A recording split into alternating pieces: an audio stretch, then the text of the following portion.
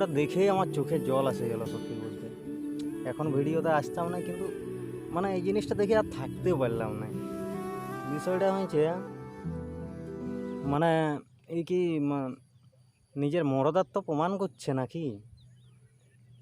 দেখো, তিনটা কথা বলে দিই: অসহায় পুরুষ, অবলা নারী আর রাস্তার ভিখারি, এইগুলার উপর অত্যাচার করা ঠিক জিনিস নয়, ঠিক আছে?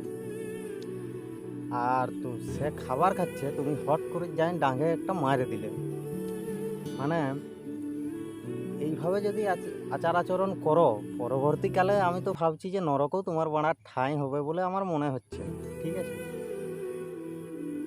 খুবই খারাপ লাগলো জিনিসটা দেখে।